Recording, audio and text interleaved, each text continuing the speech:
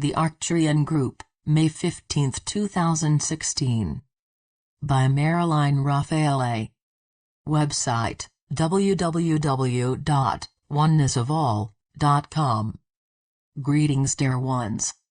You would be happily surprised by how much light is now pouring forth from many different locations on Earth. Eyes are starting to open, and ears are beginning to hear. It may appear as if nothing new is happening, as if the world is instead going backward, but it is not. Much of the corruption you are now becoming aware of was previously kept hidden from the majority within an energy system that supported it, and anyone seeking expose these activities was simply removed. There is not more corruption today, it is simply that through modern technology and an evolving world consciousness, these things are now coming to light.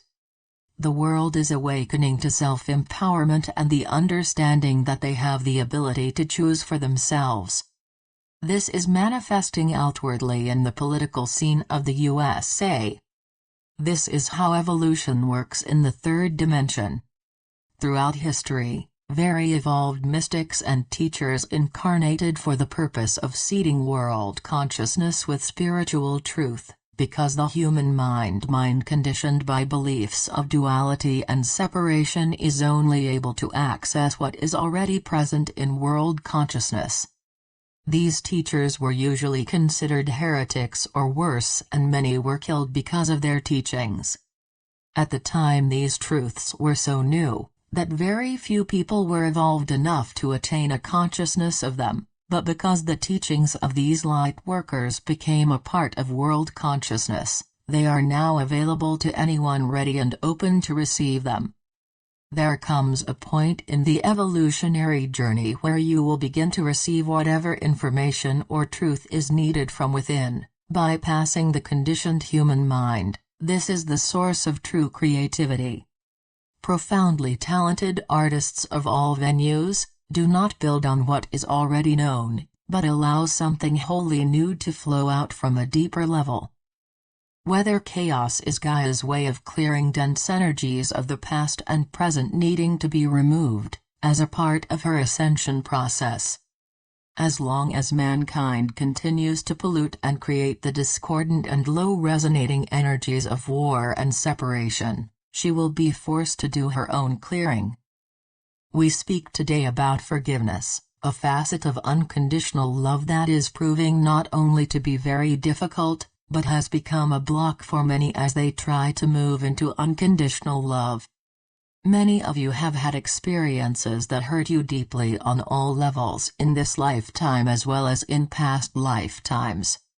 As a result, you still carry emotions of resentment, hate, anger, shame, guilt, fear, etc. in cellular as well as conscious memory. Because you are now spiritually ready, those energies needing to be acknowledged and cleared are making their appearance. Triggered by some person or situation, they will often pop up when least expected, surprising and embarrassing the individual. Stored cellular memory triggered by some event is the root of road rage, panic attacks, and inordinate fears, as well as many other human conditions. Regardless of denial or how deeply buried, old energy resonates and influences an individual's belief system and choices. Many have come to believe that they can never forgive some certain person or persons, even though they want to. For some, refusal to forgive is a conscious choice, but for those of you well along your spiritual path, choosing forgiveness for self as well as others indicates a readiness for the next step. It must be understood that every soul creates a pre-birth soul plan before incarnation. A plan that involves all the major players necessary for whatever lesson or lessons have been chosen as necessary for spiritual growth. These players are usually from the same soul group, and have experienced many other lifetimes together in various roles, even occasionally volunteering out of love to play the bad guy. At various times within your many earthly sojourns, someone or many have done physical, emotional, or mental harm to you. This is true for everyone.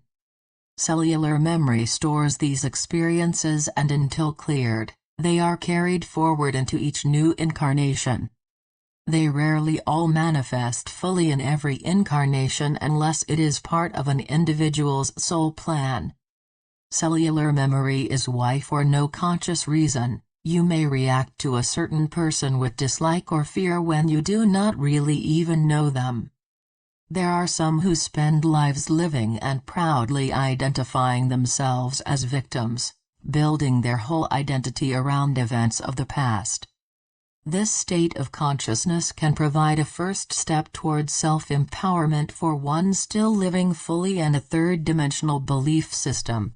But you are ready to see and act from a higher level, one that does not resist, cover up, or claim some trauma to be personally yours. You're ready to lay the axe at the root. It takes courage to deeply examine those situations still holding you in bondage, because understandingly you would rather not relive the painful emotions reflective of your state of consciousness at that time. No matter how deeply you may have tried to bury these experiences, the accompanying anger, shame, fear, etc., must be acknowledged as a part of your energy field. Embracing every personal emotion or thought with respect, non-resistance, and even love for the lessons provided, is an extremely important part of loving self. Honor yourselves and your emotions, never seeking to somehow bypass or eliminate them without examination, in the belief that they are not a part of true spirituality. Do not struggle to attain some concept of forgiveness or use it to override the emotions of anger, fear, shame, resentment, etc., that will arise as you seek to forgive. Acknowledgement of and respect for all facets of self, even the parts you do not like, is necessary, because self can never be excluded from the one.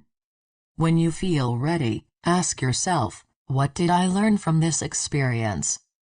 Is the interpretation I am holding based in third-dimensional concepts, as presented by a belief system of duality and separation, or am I allowing myself to see this experience with my new eyes based in truth?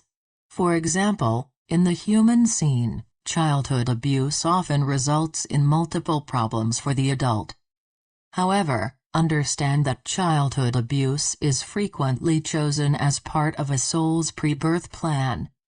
It is often chosen by a soul who feels he is now evolved enough and ready to learn self-empowerment, move beyond seeking validation from others, and clear old abusive cellular memory still carried from other lifetimes. Understand that no soul is allowed to plan a life experience that is beyond their evolved ability to learn from it. Everyone is always being lovingly guided by their personal guides, as well as other beings of light, but since most humans are yet unable to see these higher dimensional helpers with human eyes, they believe themselves to be alone, without help, and that they are victims. The darkest moments of life are often turning points necessary for growth beyond an old state of consciousness. For the individual, these dark moments are not perceived as positive, but will be understood at a later time, even years, when the emotions have quieted and there is receptivity to deeper insight. Trust the process, knowing that once you choose to evolve, you will get whatever experiences are necessary. Forgiveness never means that the one who caused you pain must now become your best friend, nor does it mean you forget what happened.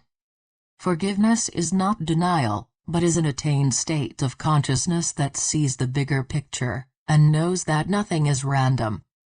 It understands that all situations have been created to either resolve and complete something from another lifetime, or to present those opportunities necessary for the attainment of a higher state of consciousness.